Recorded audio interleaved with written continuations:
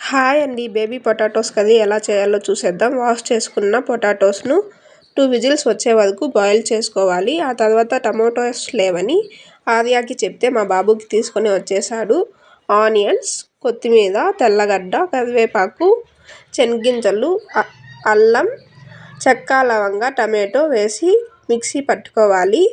Mixie పట్టుకున్న తర్వాత ఆ మిక్సీ మిశ్రమాన్ని పక్కన పెట్టుకొని పీల్ చేసిన బేబీ పొటాటోస్ను పక్కన పెట్టుకోవాలి.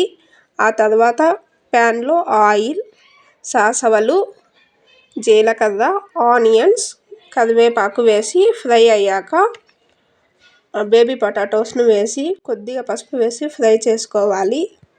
ఆ తర్వాత 1 టేబుల్ స్పూన్ ఆఫ్ కారం, 1 టేబుల్ స్పూన్ ఆఫ్ ధనియా పౌడర్, ముందుగా చేసుకున్న మిక్సీ మిశ్రమాన్ని వేసి సాల్ట్ వేసి ఆ తర్వాత కొద్దిగా వాటర్ వేసి 5 మినిట్స్ బాయిల్ అయ్యాక కొత్తిమీరతో గార్నిష్ చేసుకోవడమే. అంతే. Bye bye.